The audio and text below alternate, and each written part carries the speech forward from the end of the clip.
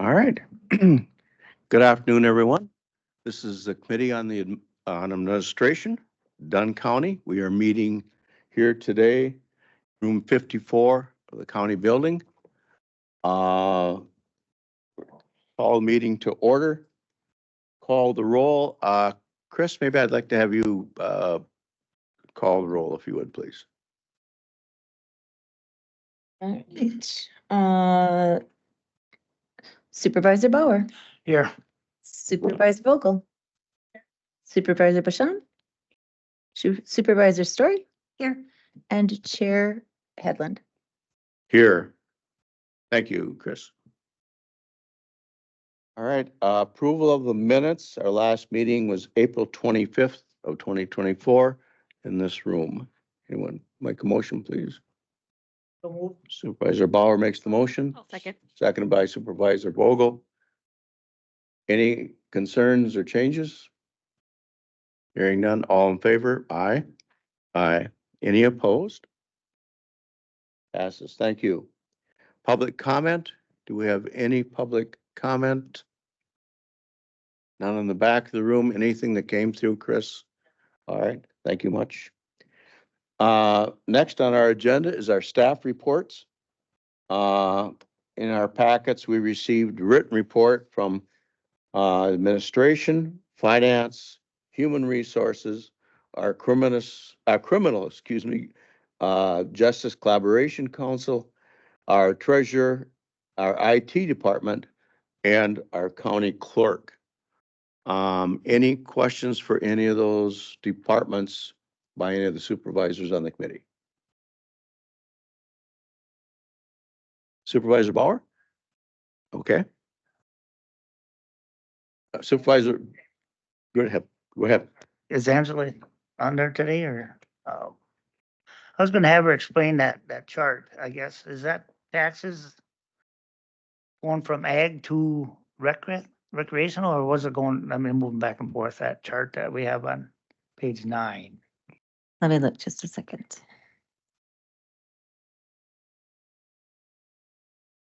Was it from Angela Yeah. Yeah. on her report? Yeah. Bottom of her report. I just have them broken out separately, so I have to be able to find hers separate. Treasurer report.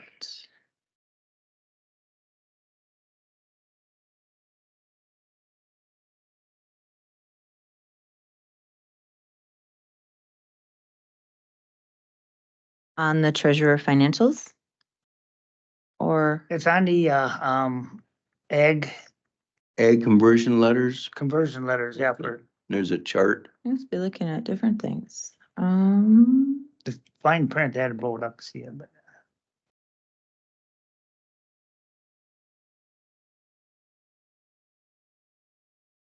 Would you like me to read it? I can read the paragraph.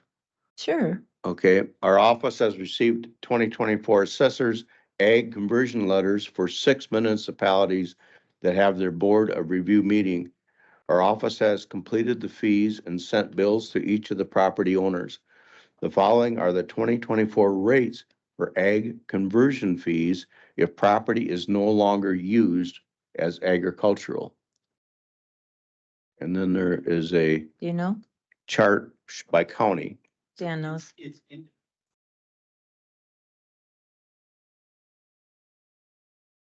So my understanding of that is it's independent of the zoning regulation. This comes down to an assessor deeming that the land is not being used as farmland.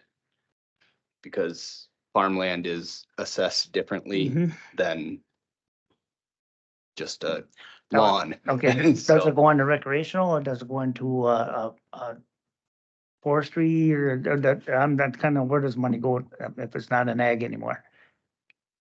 I think it's just taxed differently. Yes. it's So just like taxed a good example would be, if you had a 40-acre hayfield and you did a plat for it. And you had the plat approved, but you continue to plant hay on it and harvest it, bale it, and use it for ag purposes. And then you begin selling lots, so you don't put hay in And so then the use of the parcel changes from agricultural to whatever the zoning district might be, or in an unzoned town, it's not gonna matter, but it isn't used for agricultural purposes anymore. So it ends up being taxed differently. Probably heavier, I would Yeah, assume. and when so it's an assessment or a fee, but it's not punitive. It's just in recognition of the fact that the property is not used primarily for agricultural Agriculture. use Yep. going forward. It happens once in a while where they'll buy a lot and they forget to plant on it and they get surprised. Mhm. Thank you, guys. Okay, thank you. Supervisor Vogel has something for us.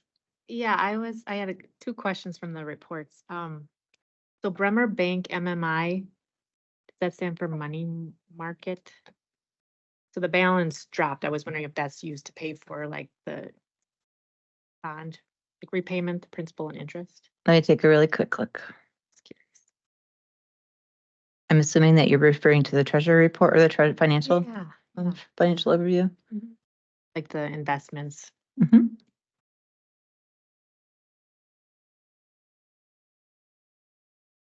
So the Bremer Bank MMI is, I don't even know that I can fully explain it. It's essentially a money market. And so money moves in and out of there in order for us to get the best interest rate. And so that's why it has that little word sweep behind it. It's swept, whatever that exactly means.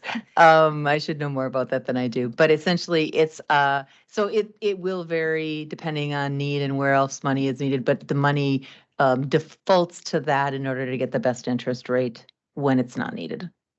Okay, thank you. And then I had one other one about IT.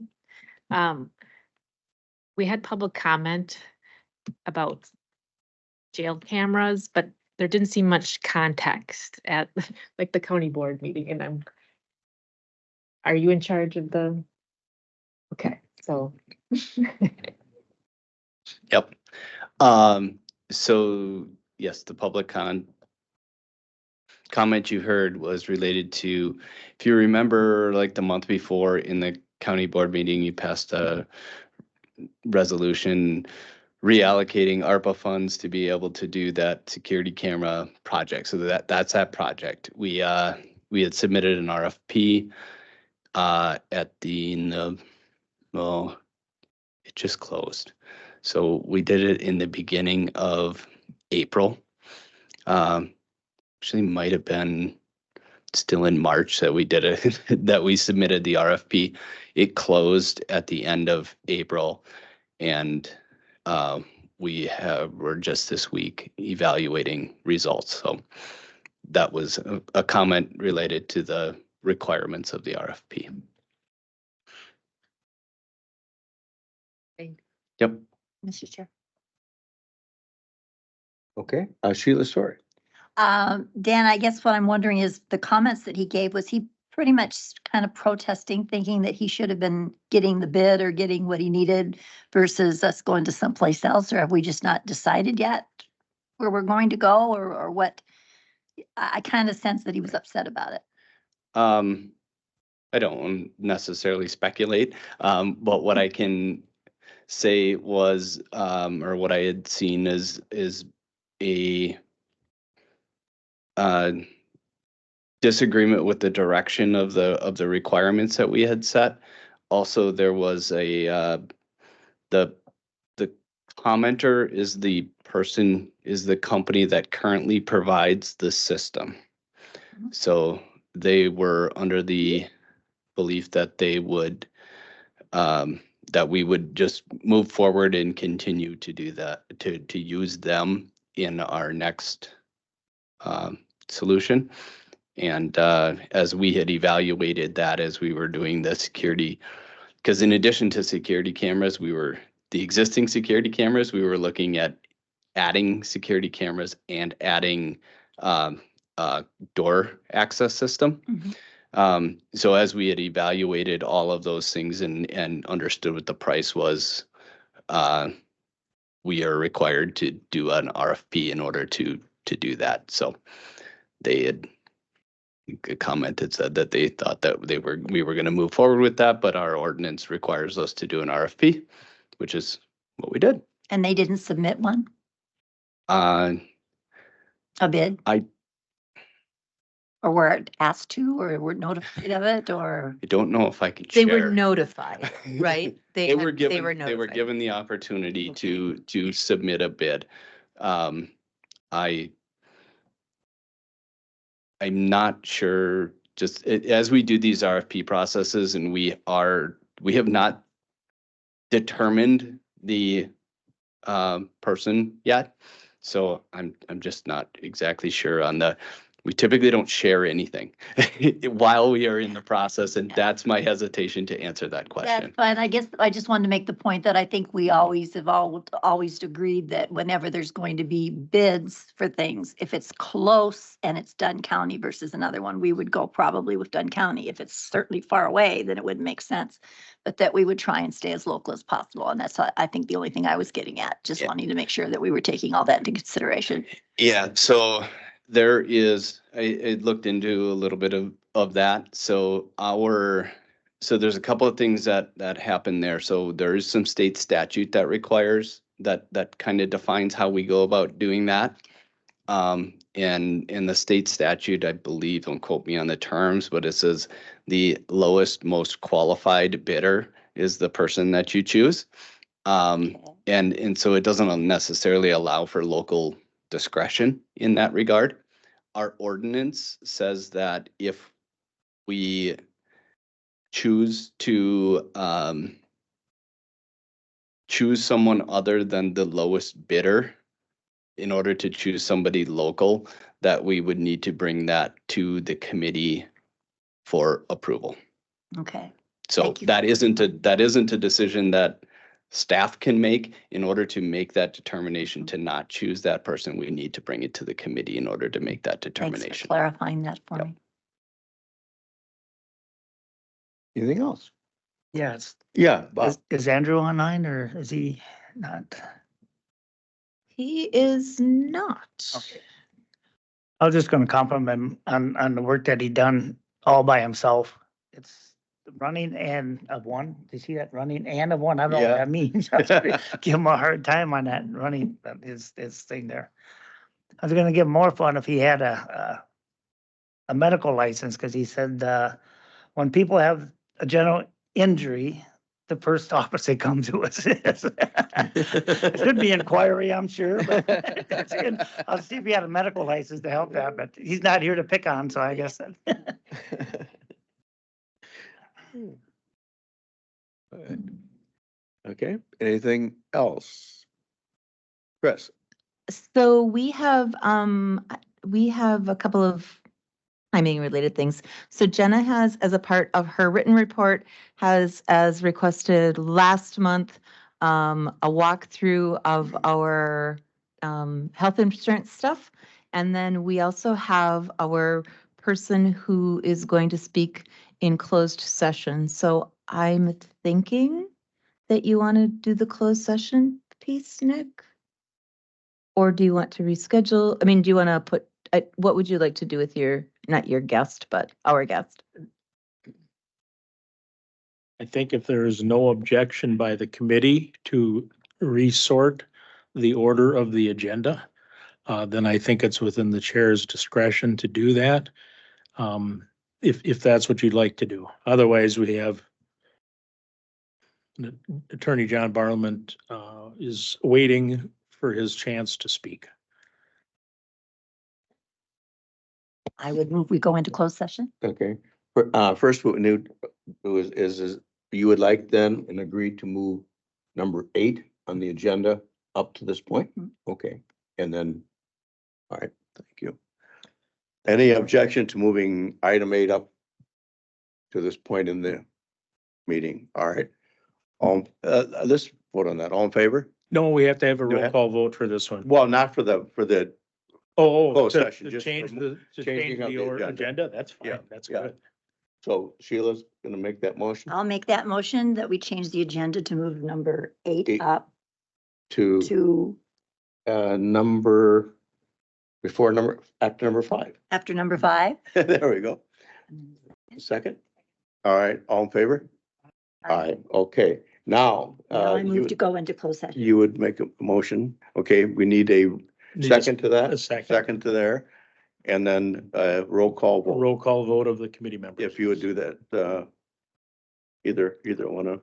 Supervisor Bauer, Yes. Supervisor Vogel, Yes. Supervisor Bashand, Yes. Supervisor Story, Yes. Chair Headland. Yes. This time, we'll have anyone who's not required. And I'll let, our, corp counsel decide that. Leave for a time being, and then we can have them back when we reconvene. So anyway, let's move forward. The next item on our agenda, we're gonna go back to, we skipped and went from, 5 and went down to 8. So we 8 is need now to go back to 5 because Jenna's going to do a presentation for us on benefits. All right, we're back at staff reports. Thank you.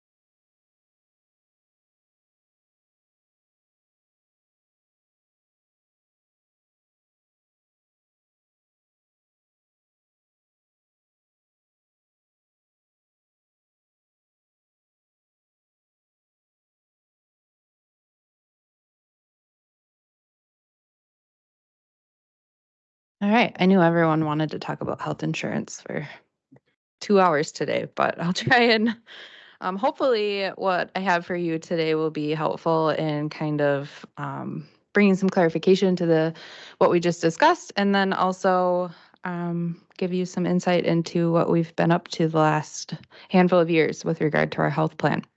So I'm Jenna Nutter. I'm the Human Resources Director.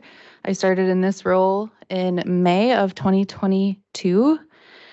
And I think today's technically my 2nd year anniversary.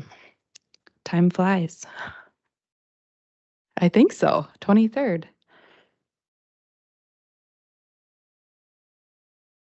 This is not working. Sorry, it's stuck right now. There we go.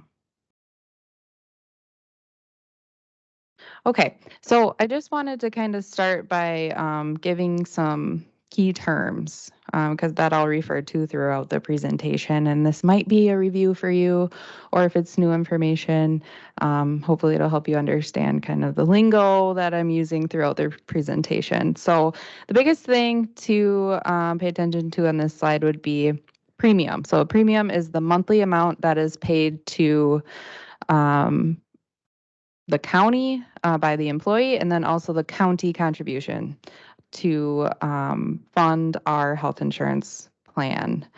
The deductible is the dollar amount that employees would pay before certain coverage levels would kick in. So this is just a snapshot of actually our 2023 plan, which shows how our premiums are structured. So for example, we have a single plan where the employee pays $78.58 and the county pays $903.56 per month. And then for the family, it's $158 and $2,490.22 per month. So that's premium. And then our deductible for the single plan, $2,500 and $5,000 for a family. Any questions about premiums and deductibles? Okay. All right, so I'll try not to bore you with the glossary, but we will also be referring to what's called an out-of-pocket maximum. So this is the maximum amount that an employee would pay within a certain plan year, which here at Dunn County, it's a calendar year. And once they pay that amount, the insurance kicks in at full coverage for the items that are covered by the plan. Co-pay or co-insurance is a certain percentage on our plan that employees pay once they meet their deductible amount. So for plan option 1, once an employee met that, let's say $5,000 deductible for a family, they then continue to pay 20% of any claims above that deductible until they reach the max out of pocket. Then we have in and out of network. We won't really talk a lot about networks today, but that basically provides a difference in deductibles and different pots for in-network costs versus out-of-network costs. I'm going to skip over the other two because those are really only important to employees to know. But open enrollment and qualifying events are also something that we would describe to employees. All right, so we have what's called a self-funded insurance plan, which basically means that us as the employer assume the financial risk for providing healthcare benefits to employees. We pay all of the claims that come in for the members on our health plan. So in HR, we don't receive every claim that an employee completes, or we're not processing bills or anything. We have a third-party administrator that does that for us. So they are adjudicating the claims and administering our employee benefit plan on behalf of us. We also have a pharmacy benefit manager, also known as a PBM. So this is a third-party company that serves as an intermediary between insurance providers and pharmaceutical manufacturers. I do apologize, I need to update this. The county previously worked with ScoutRx and now works with a company called Navitus as of 2024. Stop loss insurance is a common aspect of self-funded plans because that offers coverage against catastrophic or large unpredictable expenses. We also have a benefits consultant. It's called the insurance company is our benefits consultant as of 2024. And they offer us consulting and compliance information and help us to administer all of our benefits plans, even outside of health insurance. And then we also have a provider network, which gives employees a list of providers that they can go to receive certain services. Any questions on those terms? Any terms that are completely new to people? No, I just had a quick question. So the premiums just come back, we're paying like ourselves, and then we pay each month the third party. Is that kind of how it Yes. works? Yep. So I'll talk Oh, I'll sorry. go a little bit deeper into that. So since we are self-funded, all the premiums paid by employees and the county go into our self-insurance fund. And that account pays for the following throughout the year: covered expenses of all plan participants. And that's after the deductible has been met, of course. We also pay a premium for our stop loss coverage, which is that catastrophic coverage. On our stop loss, we have coverage for participants that reach $150,000 in a year. Or we also have, and I don't have it listed here, but we have like an aggregate sum of, I believe it's 3 million or something of that sort. So we also pay that premium. So we do provide health savings account contributions to employees. That would come out of that pot of money as well. And then we would pay our third-party administrator, our pharmacy benefit manager, our care navigator, which is Aletheus, and our benefits consultant. Okay, so just kind of another way to look at it. Premiums go into the piggy bank, and then all the claims and all of the fixed expenses come out. So keeping a balance of money in this fund is what determines how we structure our premiums and our plan designs. If there's a case where we need to take money out of this piggy bank, it likely would result in us needing to drastically change the plan design or take away in other areas to be able to make up for that expense. So usually around September of each year, we review claims data year to date so that we can try and forecast for the upcoming fiscal year and have a good idea of what we need to be thinking about as far as premium structures and any increases or plan design changes. How much money that's left in the bucket from the year before and what medical inflation has occurred is also going to contribute to this forecasting. Generally, if we have high claims costs, that means our piggy bank is going down, it's depleted, it's starting to become empty. And that typically would mean that we're going to see higher premiums, we need to increase deductibles, making the plans less favorable to employees.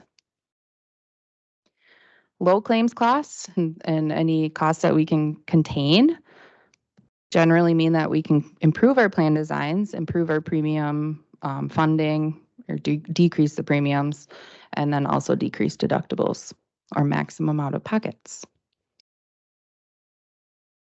So we've had this question come up a lot from employees on why would we choose self-funded? What's the benefit of that? And a self-funded health plan typically would give an employer more control over their own premiums and premium increases. Usually, if you're in a fully insured relationship with like a bigger insurance company, you're going to see an increase in premiums each year, no matter what, whether you performed really well throughout the year or not. So this is a way for the county to have a little bit more control over the costs and how it's funded.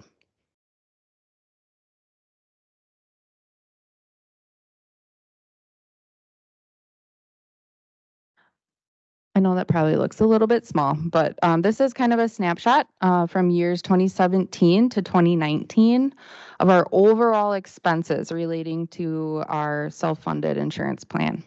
In the green, that is representative of our fixed costs that were paid in that given year, and the yellow is claims and pharmacy spend. So in 2017, and I'm going to try and move my mouse here if it wants to work. Not working. 2017, we were sitting at about $6.9 million in claims and $1.4 million in fixed expenses.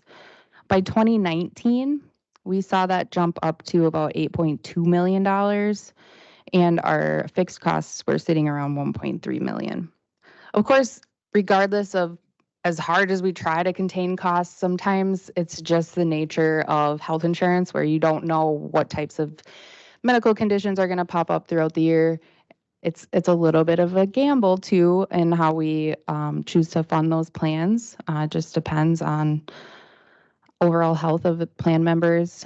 But we saw, the trend was going in the wrong direction and we needed to do something about that. And like we talked about with the piggy bank, we saw the piggy bank going down consecutively for a couple of years. So there were some plan design changes between 2019 and 2021 that were pretty drastic, mostly for employees.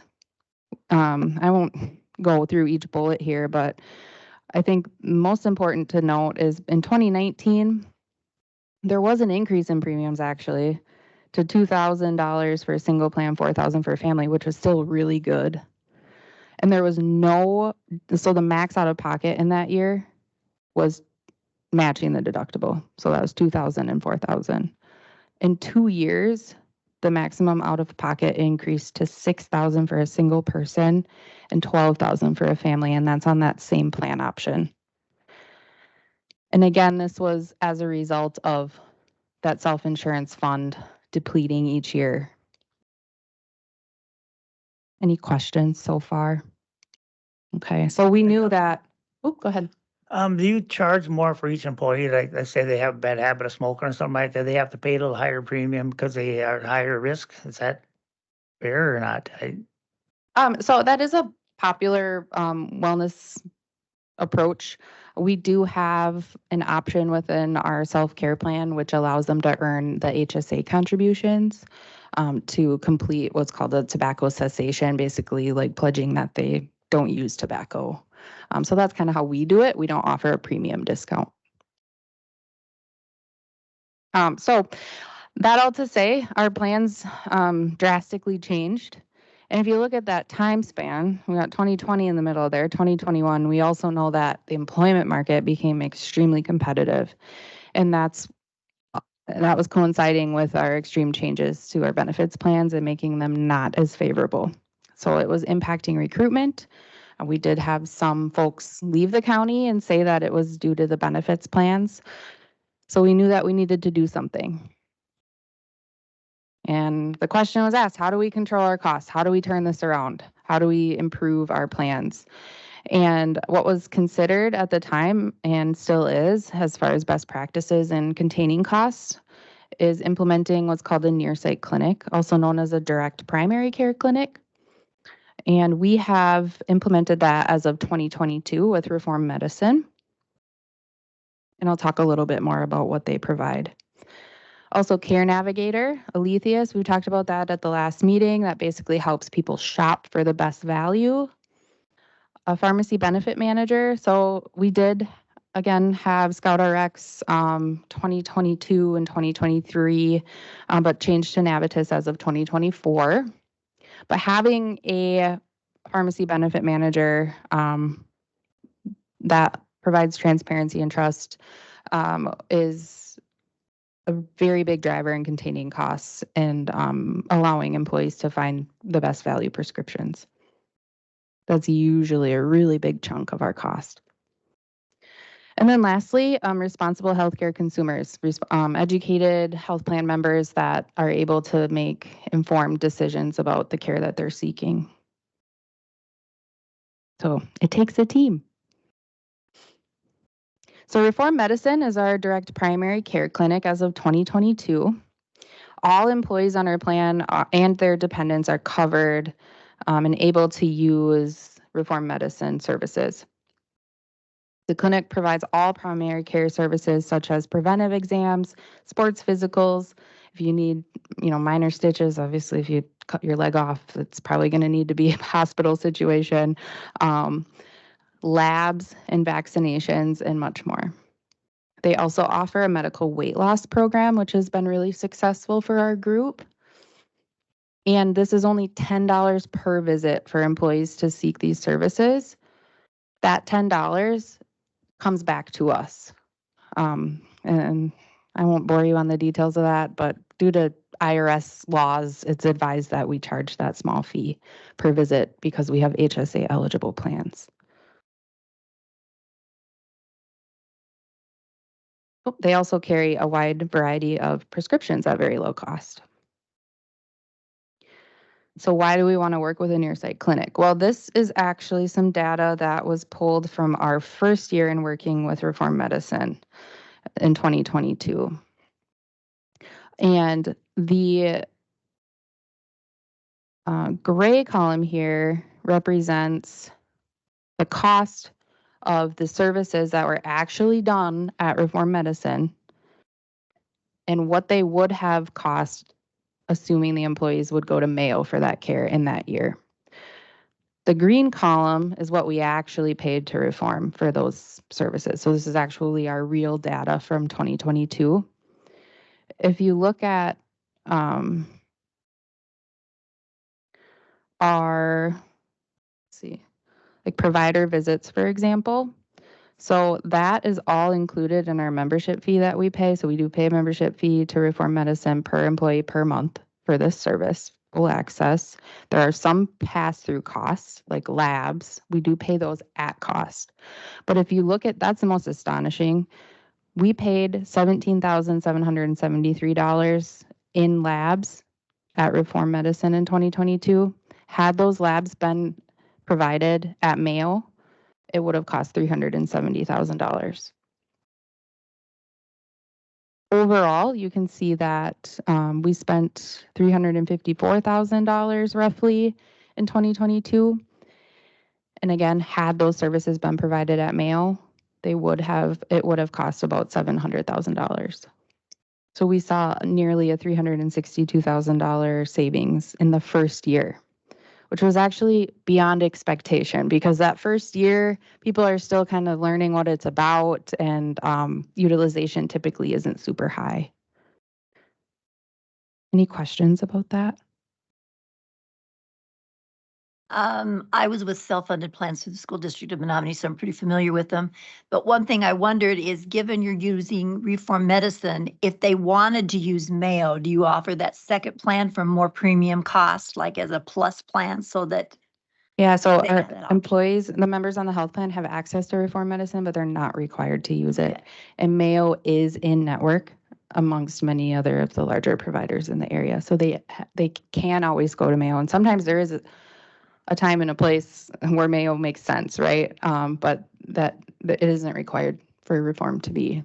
But if we needed to capture some additional revenue, could that be considered like a plus plan because they're getting that option of going through Reform, but they have an option of going to Mayo, but it would just cost them more money to do that? That's kind of what I Yeah, did. it's a So- possibility. So that's just something I guess I wanted to throw out there that you know, if we need to do something like that, that might be an option.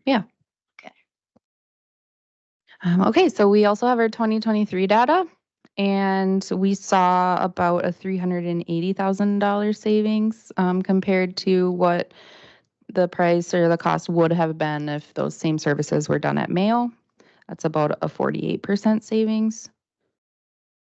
And then just kind of another way to look at it, over the course of the full 2 years that we've been working with Reform, we've seen about a $742,000 savings. Again, that's assuming that everyone would have gone to Mayo for these services. We know that's not likely the case, but Mayo provides or publishes their pricing, and it gives us a good benchmark to go off of. They are in the top 3 of our most popular utilized providers on our plan as well.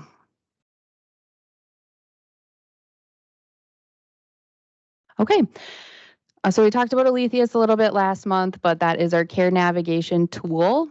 And this is just a little bit about how it works. The provider or specialist will be seen by an employee.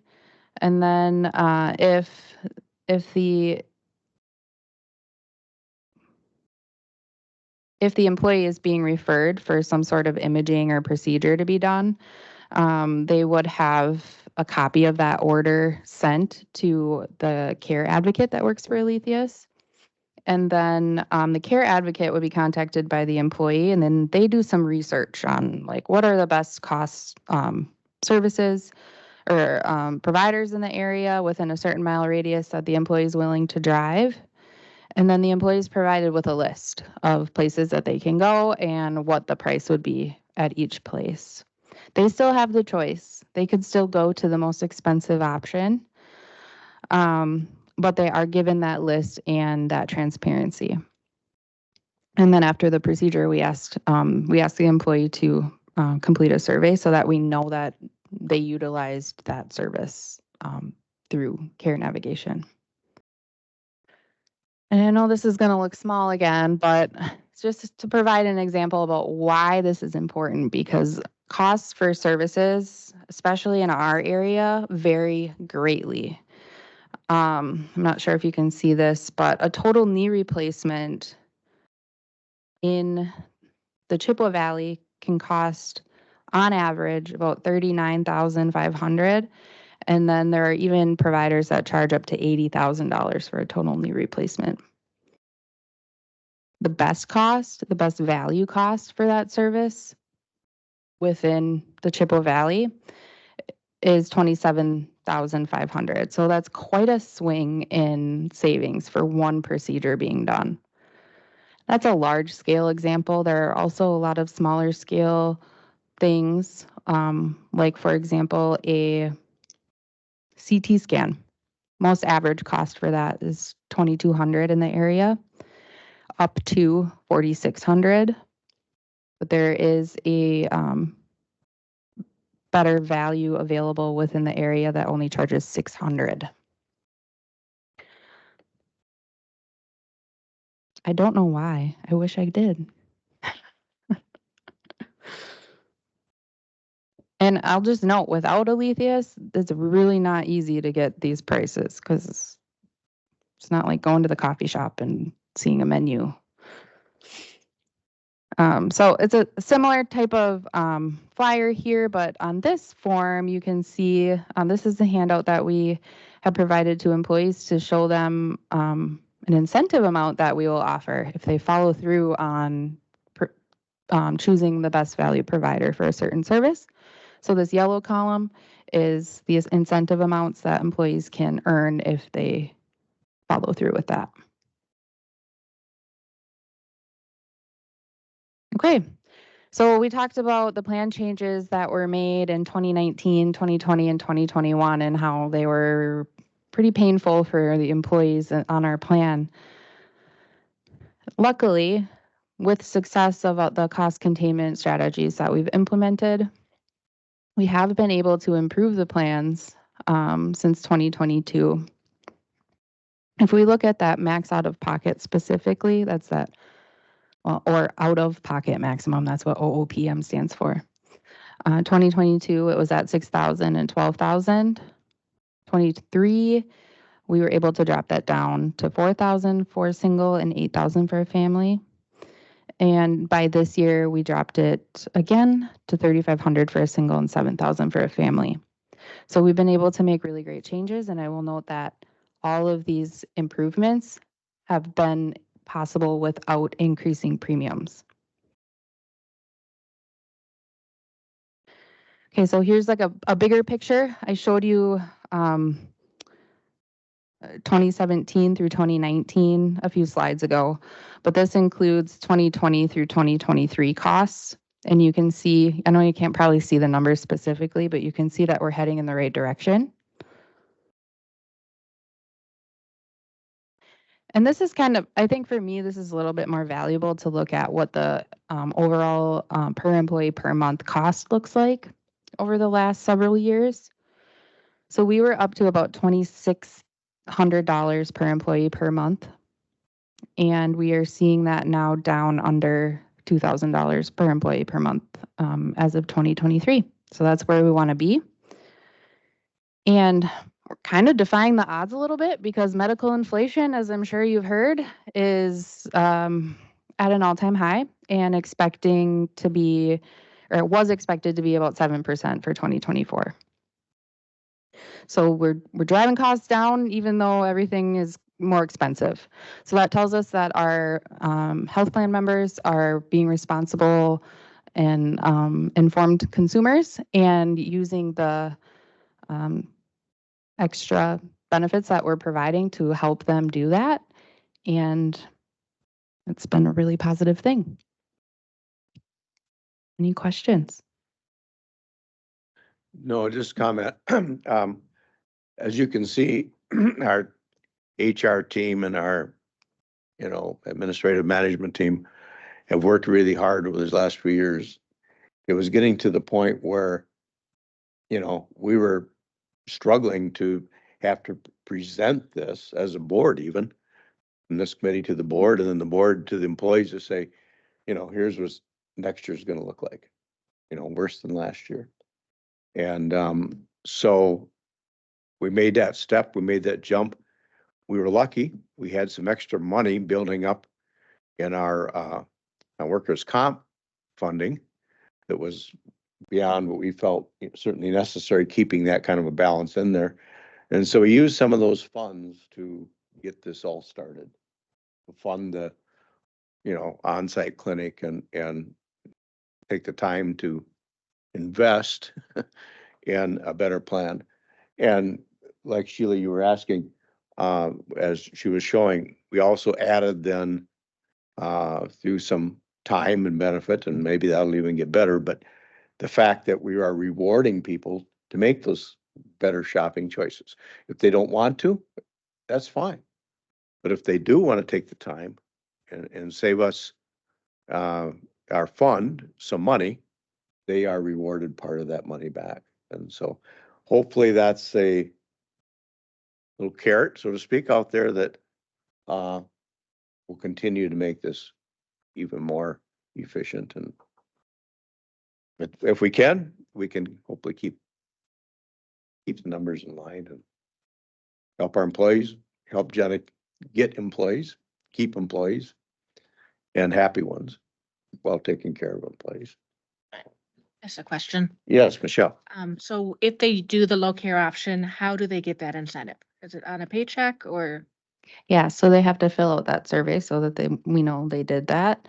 And then we get a list of folks that we don't get all the details of what they had done, but the amounts that they get, and that is processed through payroll. So it is taxed. Any other questions? If not, you're gonna stick around? Or do you have to leave? I think I have a few more agenda items, but I don't know where they're at on the agenda. So I will hang around and be Okay, available if you alright. need me. Okay, Thank All right, you. thanks so much. Thank you. All right. Any other questions? We kind of cut it short as far as reports. Are we good to go there? All right, we're gonna move on to number 6. Consideration of action taken by this committee, approval of the vouchers, and any questions you may have before we approve it. I'd like a motion to approve so we can discuss. And I would move to approve the vouchers as presented. Okay, and second. All right, I'm gonna start us off. Okay. I may. That's why I asked Jenna to stay. One though is CJCC, and I don't think there's, it's not a major amount of money, just the company involved or entity involved. Under the support grants, we made a payment to a national mortgage holding. That's CJCC 1110, and then for $1,152.74. Just seemed like a strange name for a vendor. National Mortgage Holdings. So Chris? some of the CJCC grant money that has been received allows for housing related costs. And so this might have been a payment for someone to either keep their home or a back payment or something that allowed them to maintain stable housing.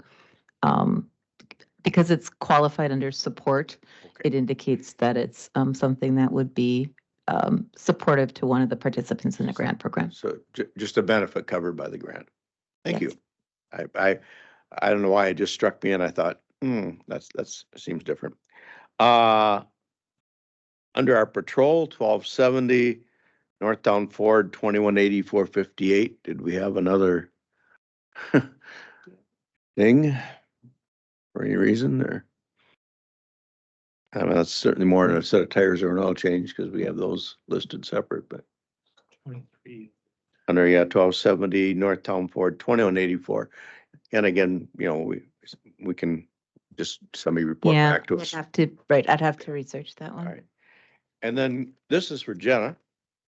Jenna, 1910, health insurance, 738,947. Is that inclusive total premiums? I mean, there was a number of things listed there, but some of it I know we don't break everything out in that. Yes. So I'll just kind of run through Prairie States Enterprises, Inc. That's our third-party administrator that we worked with last year. So when we end a relationship with a third-party administrator, there's still what's called a run-out period Yeah. where they are processing claims that were Oh, sure. serviced in 2023, but just didn't process through yet. So we are still having payments that we need to provide to them. Reinhardt, that's the attorney that we had talked with earlier. Reform Medicine, that's our membership fee for our primary care relationship. And is that monthly or is that an annual one that's listed? That is a monthly fee. Okay, that's fine. Mhm, mhm. Allegiance is our new third-party administrator.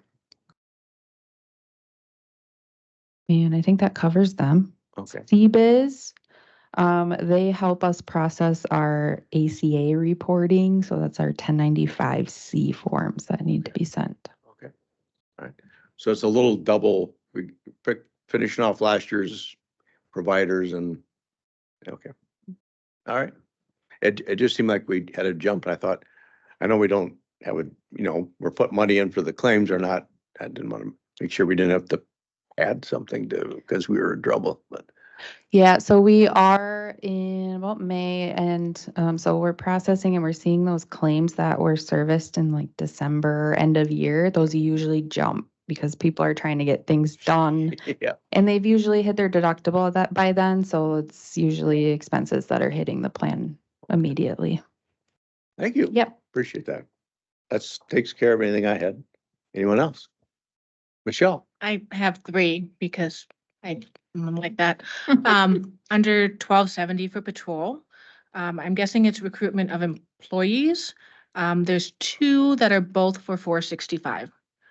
Just wondering if that's maybe 2 different months or 2 different sets of recruitment or Oops, my page. top of page 24 in the packet. Yeah, my pages are numbered a little bit differently than yours. Psyche bell. The psych eval. And then under fair administration, 1410, $600 for advertising, and that looks like an individual to me. Just wondering why we're paying a person for advertising. I that don't has know. I past have history with the fair. I will look. And then way near the bottom, 9,200 community development, 18,845 for Houston Haven. That one, I don't have a clue. I'll have to look. Last one. Oh, yeah.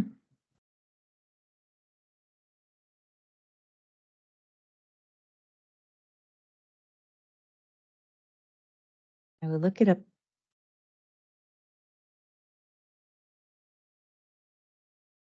The Northtown Ford was a coolant leak.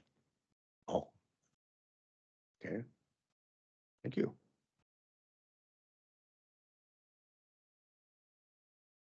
And if that's in an SUV, those lines go all the way to the back. Okay.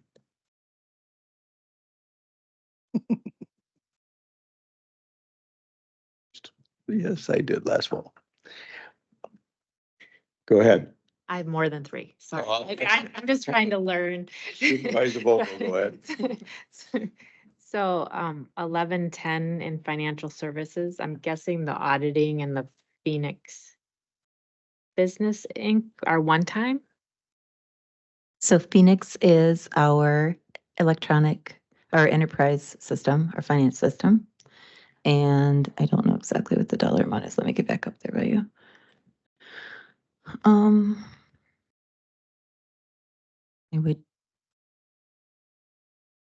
I was gonna say, I would guess it's a monthly charge. Yes.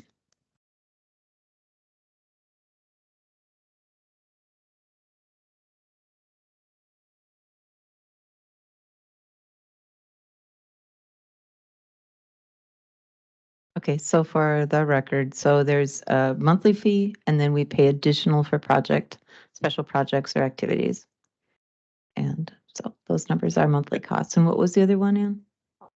Oh, the audit, Oh, I'm guessing, was Um, above there, Kerber Rose? yes, but okay, so that's the first part of our audit charge, and then they will provide the difference when they finish up the audit here in the next month or so. Yeah, that was the pre-audit that took place. So they're just reviewing some reports to actually generate our report to the Wisconsin Department of Revenue, May 15th. So that's when they do that pre-work. I'm just curious, the 1220, like indigent attorney fees, so we pay when people can't. The court determines, right, someone makes a request for indigency and the court determines their indigent status and inability to pay. And then 1240 for the DA, guessing CapEx means capital expense. Capital improvements? So Axon Enterprise, was that a one time or is that for cameras or? Dan has an answer. It is. I'm trying to find the exact number. It is it is a ongoing, but once a year.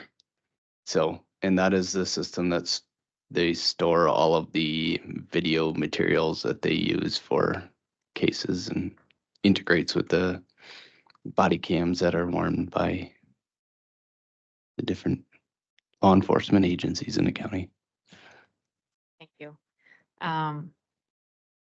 1250 for emergency services. There was a donation expense So to facility gateway. And then that one too.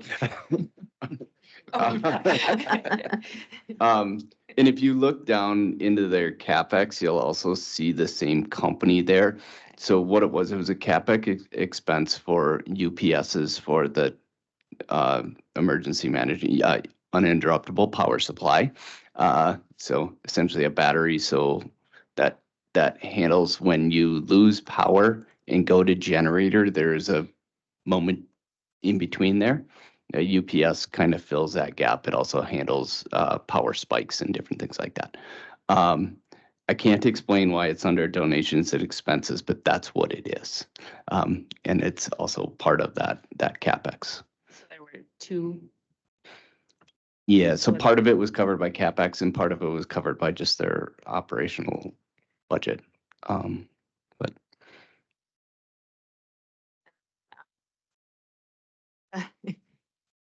So I'm guessing we must pay, is it Elior for food in the jail? It's like 27,000 a month. I think they're catering. Where did you see that? 1270 in the jail.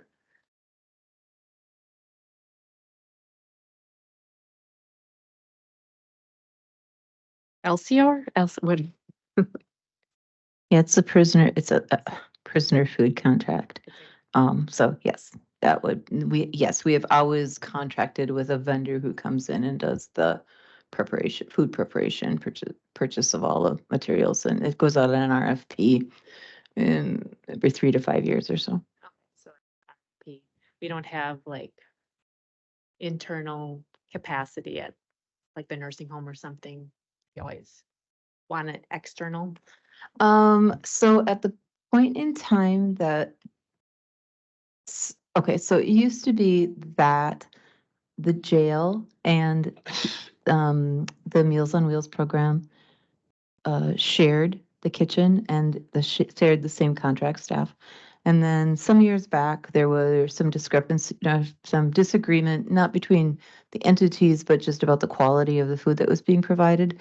And so that was the point in time that then the Department of Human Services sought out NDC as their provider for their Meals on Wheels program.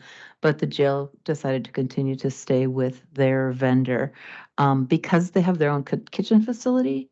I think that it made sense that they had their own spot to prepare their own meals versus transporting them between the two facilities. I also think that there would be some storage and capacity issues at NDC to take on 3 meals a day, 365 days a year for the jail. And so we must contract out also for the healthcare. Yep. So when someone's in jail, this is always kind of one of the areas of controversy in the kind of inmate world. When a person's in jail, we are responsible for 100% of the cost of their healthcare services. So if I'm in jail and I have a heart attack and I have to go to the hospital, the jail's on the hook for my costs. However, there's currently much debate on the federal level around if you are pre-charge in jail or pre-conviction in jail, should you be able to continue to keep your benefits, your Medicaid, your Medicare benefits to cover your costs? And that's an ongoing discussion and debate on the federal level. Was that RFP as well? Like. It is. out the bid? Thank you.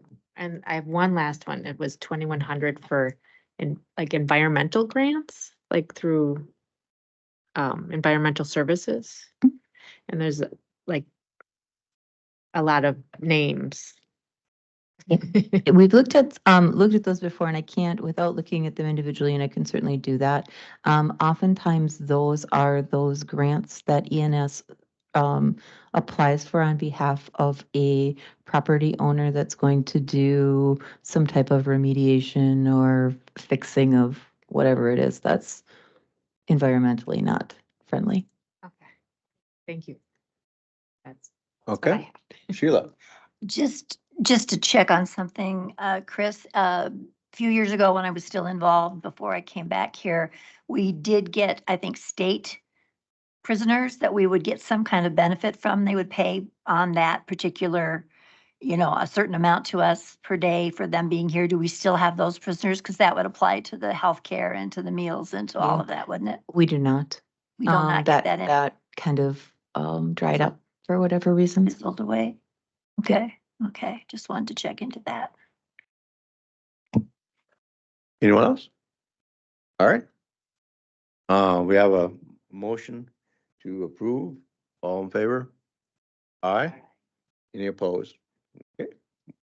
Thank you, Chris, and everyone else for your explanations.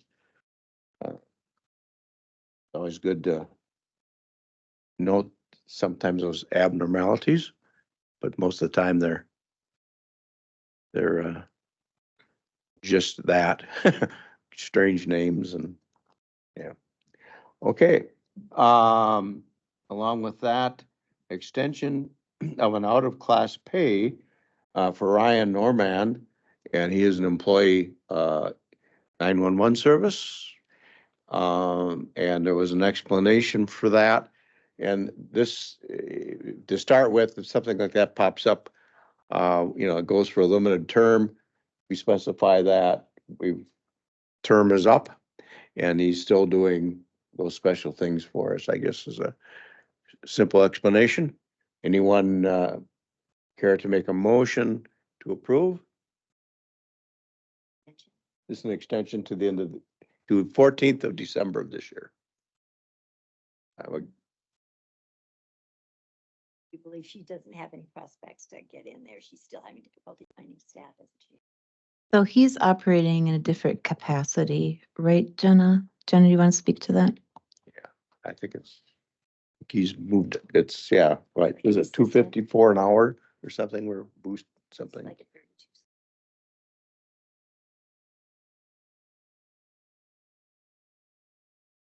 There it is. Yes, so Ryan Normand is and has been a telecommunicator in the 911 center for quite a few years.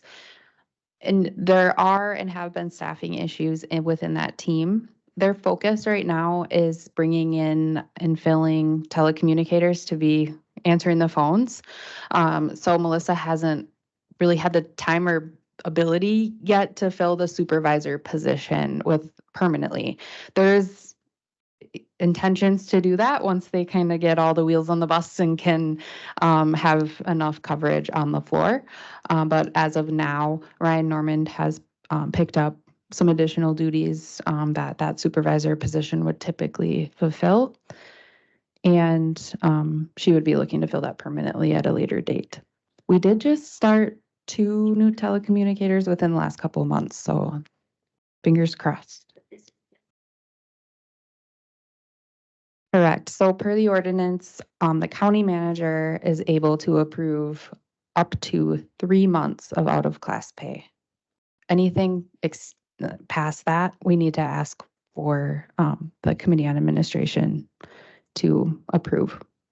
So he has been compensated at a higher rate since February. And we are asking to extend it to December, knowing that we won't have a supervisor filled anytime before then. All right, thank you, Sheila. Second by Supervisor Bauer. All in favor? Aye. Opposed? Thank you all. All right. Consideration reports, resolutions, and ordinances for this board to consider. Resolution to approve the policy on policies. And that is again in your packet. And the reasons for having this. Any questions? If so, I would imagine that Chris could probably answer anything, or Dan would be glad to answer anything. This is Dan's project, so. Okay. All right. Is this Sheila, go because we just have to do it every so many years and kind of as No. housekeeping?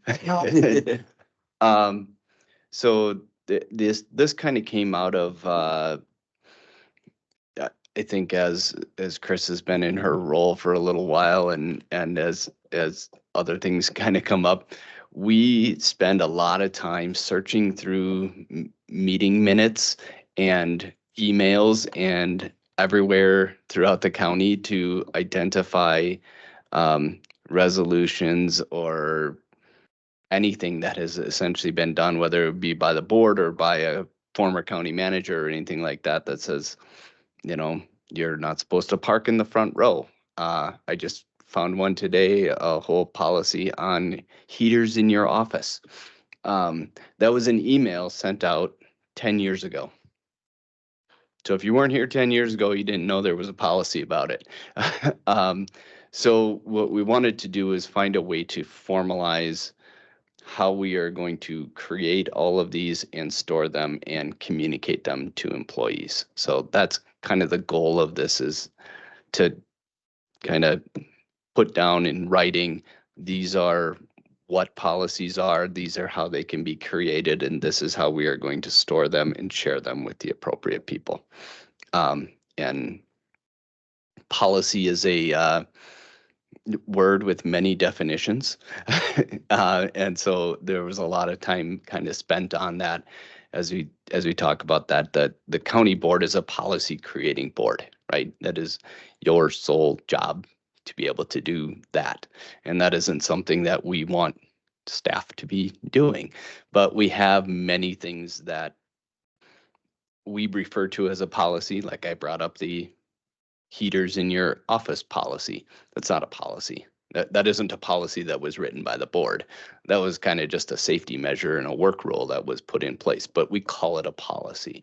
And so part of that is to try and come up with a way to define what it is that we're talking about and who can create them. And then once again, how we can share it. So that's kind of the goal. Your schedule of reviews every 10 years? I'm sorry, I didn't jump. Yeah. No, that's fine. Thanks, Bob. So the idea behind that is a policy is typically a more generalized statement and not, so I kind of use the policy on a heater, but so this policy is a policy. And if you read through it, it's also very vague.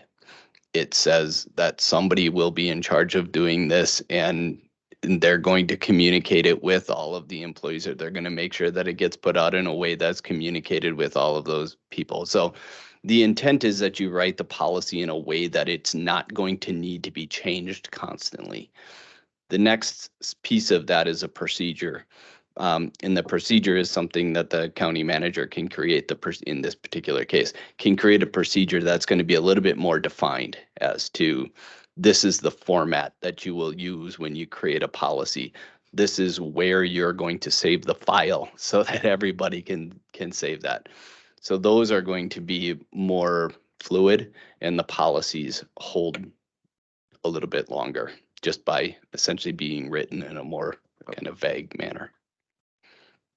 But still informing what the desire is.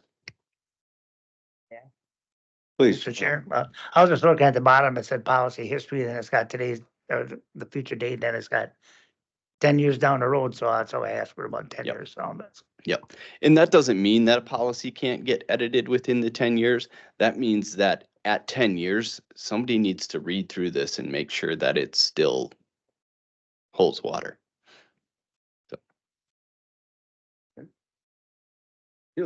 So things don't get confusing. I think we're trying to clean this up, and I think this is great.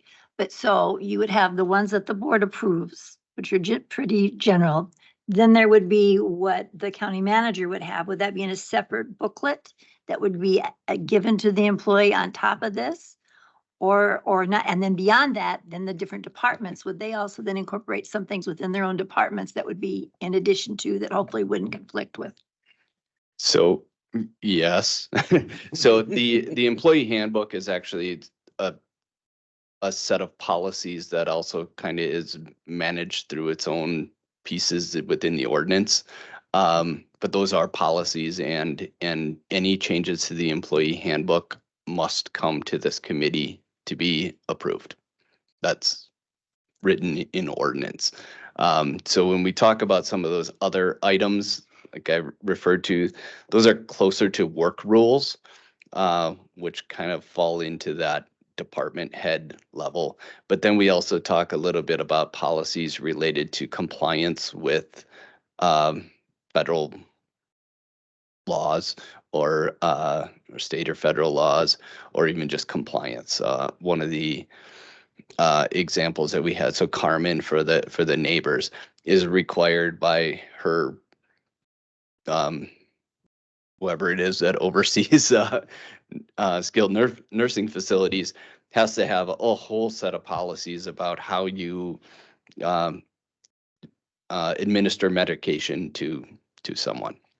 So as we look at that and say, well, that's a policy, who has to approve that, and how can that get shared, or how can that get shared with employees? So that's something that Carmen would be able to do. But as we talk about heaters in your office, that might be something that Chris is going to do, that's going to apply to all departments. The intent is that we're going to save all of these in one place so that we can kind of manage them. That doesn't mean that there isn't going to be a copy that Carmen has to have on site for all of her items, but that we have a good inventory of all of the items that have been done so that we're not recreating them or overruling something we didn't know existed. My thought would be within the departments themselves, send their in-house stuff to the county manager so the county manager can review it and make sure that it doesn't conflict in some way. I think at some level that's true. I think it's really more of what we hope will remain within the departments are what we would just call internal sort of compliance policies or internal policies. So like things related to their licensing and certification requirements, things like that, things in which they don't have any real say so. If they're going to implement something that's related to safety or employee behavior, whatever within their organization, we would want to see those, and those are the ones that we would run past the county board chair as well, just to make sure that there was a review process for that. So let's say that the the veteran service office, a veteran service officer decides that his staff need to stand on one leg for half of the day. That's the new, the new protocol or policy, then, so we don't want that kind of thing to apply to just one part of the organization. We would want to review that, and there might be a reason for that, but we would like some oversight to that. Because right now, everybody does things a little bit differently on any number of fronts. So Dan is the only person who has read all of the obscure corners of all of the policy ordinances, whatever. He regularly sends notes to me telling me what I'm supposed to be doing. Per a written letter from 1974. So that's ultimately what it is. And some of these things exist, but there's also, and I really did learn about the heater just this week. as things are going on. It's like, yeah, there's a policy on those. Is it really? Sure enough, it exists. So, Okay, Michelle? So if it's something like the heaters, do we need to have a procedure to rescind policies that are outdated? Or how can we get rid of something from the seventies that is no longer applicable? so step one of this whole process was, let's put together a way that we can create them organized. The next step is, let's go find all of the stuff we need to get rid of and clean up and reorganize. But I think we didn't want to continue to add to the problem before we started to try and solve it. So, but yes, that needs to get done. There is an ability on some of these things where there's like long and obscure history to be able to say, basically, we're going to rewrite and redo, and from this date forward, anything that previously existed is now null and void. So we don't even necessarily know that we can find it all, but we would basically make it inactive by implementing something new, Except for ordinances. except for ordinances. All right, thanks, Dan. Okay, motion then to, I don't think we made a motion, did we, to approve? We did? Okay. We just decided that for the sake of the fact that the county board is the policy-making entity for the county, it seemed important to take this process through so that everyone understood what the set of expectations are going to be going forward. And so we're gonna take this to the board? Okay, so I guess our ruling here today would be to move to pass it to the board, for their discussion and their decision as a board of the whole. Anyone? Move, okay, and seconded, Michelle and Ann, all in favor? Aye. Okay, goes to the board. Amending the inventory. Or wait here. No, I'm Skip too one. far. I'm way too far here. Okay, let's go back. One-time vacation pay down 9/11. Yeah, Move that we, pay down E911 one-time vacation pay. okay. Second. Bob? Sure. Yep, all right. Okay, again, this was included in your packet, the background information on it. Again, because just as we've mentioned in the past here, that we have issues obviously with staffing. And so we have people maximizing their vacation where they can accrue no more and not having the ability to use that vacation up. And so we do not want them to lose that compensation. And one way to do that would just to be to pay that down to the point where they're not going to lose what they've accrued. Any other questions on that? Sure, Chris or Jenna can help us with it. Michelle? Just a question on the timeline of this, based on how the employees accrue vacation, depending on tenure, it looks like this would be about a 14 to 22 week time to reaccrue 40 hours. Do we think we'll have the staff in 14 to 22 weeks to not have to do this again? Good question. That was considered when we were thinking about the number of hours to pay down. And I do have some data on that. The two that are earning at the higher accrual rate, it will take probably about 3 months to get back to the max. Hoping within the 3 months that they will be able to take some vacation, and I believe that they're intending to. And then the third, it would take almost 6 months to get. So we're hopeful, and like I said, we did just hire 2 new telecommunicators that, of course, are still in training, but should be on their own within the next couple of months. Sheila? That was my question. Oh, well, thank you too. All right. Anything else on that? If not, All in favor? Aye. Any opposed? Hearing none, passes. We will pay down their vacation accrual. Amending the inventory job classification for IT division restructure. If you look on your packet of information or and bring it up in your computer screens, there are 3 charts showing where we were in 2021 for structure of that department. Also one showing the current and then the proposed structure and what will change. Any questions for that? I would defer them to Dan if you have any. All right, you're off the hook. If you would.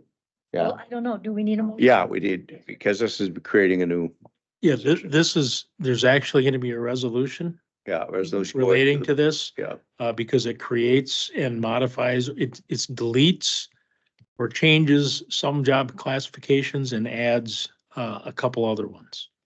And Jenna can answer any questions. But she has a resolution drafted and it's about 99.835% perfect. And the information in the background section of that is identical to what's in the report. So there's no new information in the resolution itself, but I can share my screen and have that up if you would like to see it.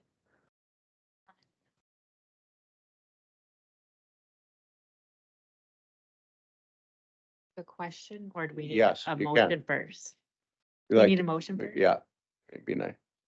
If someone cares to make a motion in second, and then we'll discuss. Oh, Oh, I'll and second, okay. So Sheila and Ann with the second question. So thank you. I was curious, is this change temporary? Or or will the CIO always be the assistant county manager? So would this revert if something happened? So I would say that this is only very minimally related to my being the assistant county manager. The main goal around that was we had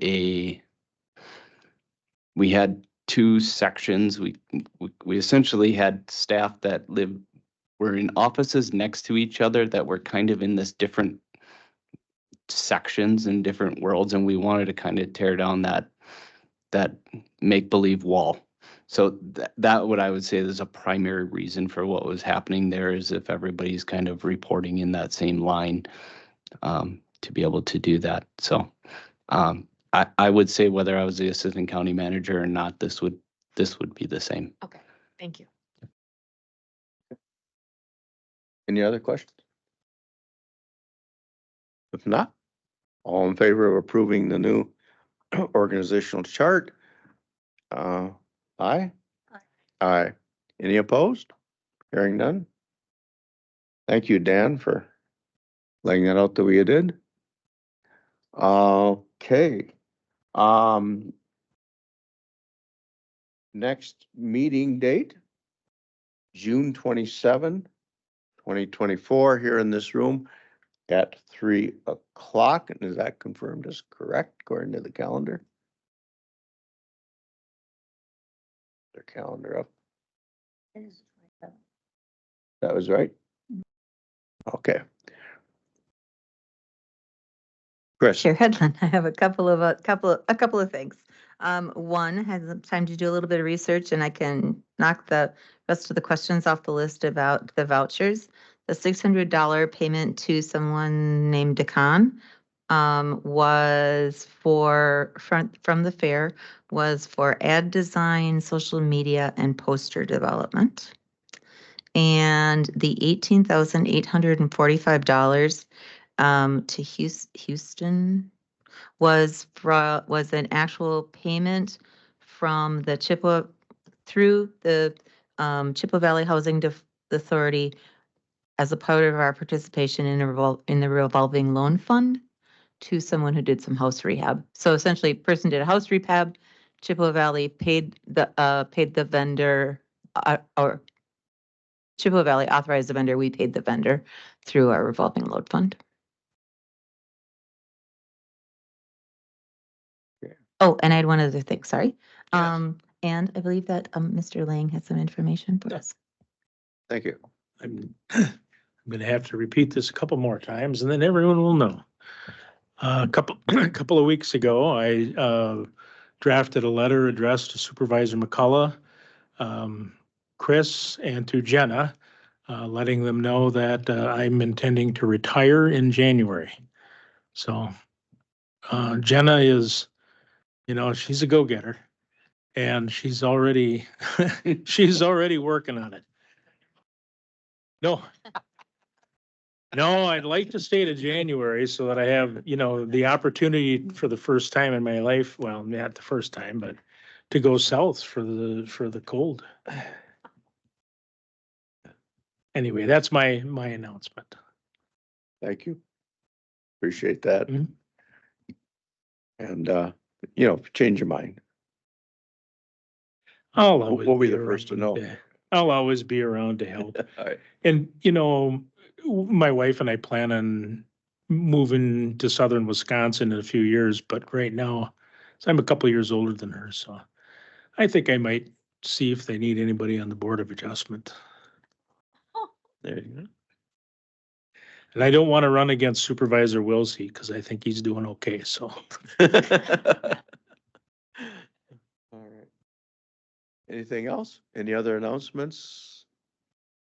If not, thank you all for being present and good discussion today. A lot of good work. And we're adjourned.